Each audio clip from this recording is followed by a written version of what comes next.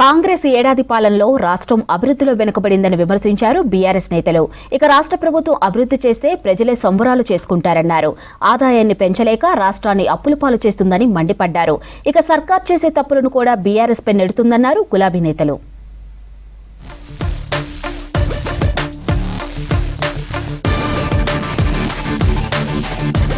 కాంగ్రెస్ ఏడాది పాలనలో పూర్తిగా విఫలమైందన్నారు మాజీ మంత్రి హరీష్ రావు. సర్కార్ పాలన ఎలా ఉందో రేవంత్ కాదు ప్రజలే చెప్పాలని ట్వీట్ చేశారు.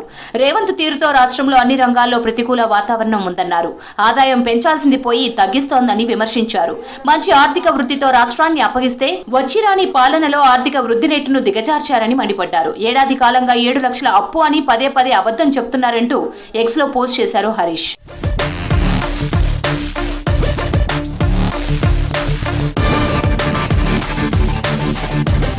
మలిదేశ తెలంగాణ ఉద్యమ అమరులో పోలీస్ కిష్టయ్య కుటుంబ సభ్యులను పరామర్శించారు ఎమ్మెల్సీ కవిత. అన్ని విధాలా ఆదుకుంటామని భరోసా ఇచ్చారు. పోలీస్ కిష్టయ్య 15వ వర్ధంతి సందర్భంగా ఆయన సతీమణి కుమారుడు రాహుల్ ను కలిశారు కవిత. బీఆర్ఎస్ పార్టీ అమరుల కుటుంబాలకు అండగా ఉంటుందని స్పష్టం చేశారు కవిత. అమరవీరుల కుటుంబాలకు కాంగ్రెస్ పార్టీ ఇచ్చిన అన్ని హామీలను అమలు చేయాలని డిమాండ్ చేశారు కవిత.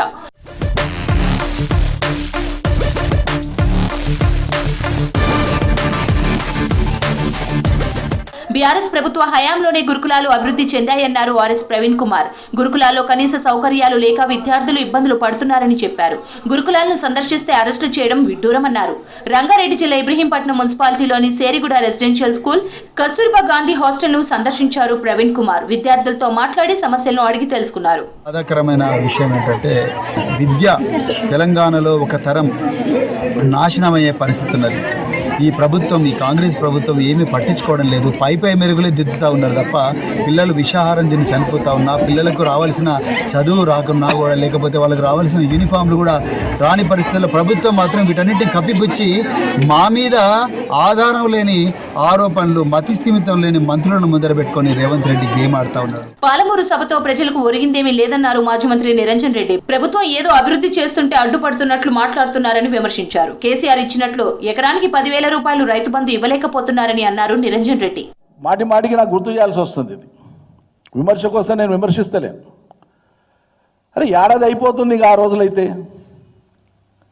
రోజులైతే ఏడాది అయిపోతుంది. మీరు ముఖ్యమంత్రి అయ్యి మాట్లాడితేనే పాలమూరు బిడ్డను, నల్లమల్ల బిడ్డను నేను హుంకరిస్తున్నా, పులులు సింహాలని చూసిన వాళ్ళు మానవ మృగాలైతే ఎవడు మానవ మృగం ఉన్నాడు? కడియం శ్రీహరి ఓ అవినీతి తిమింగలమని మండిపడ్డారు మాజీ ఎమ్మెల్యే తాటికొండ రాజయ్య. 10 ఏళ్లు బీఆర్ఎస్ లో పదవులు అనుభవించి ఓడిపోగానే పార్టీని వదిలేయడం దుర్మార్గమన్నారు. నైతిక విలువలు ఉంటే ఎమ్మెల్యే పదవికి రాజీనామా చేయాలని డిమాండ్ చేశారు తాటికొండ రాజయ్య.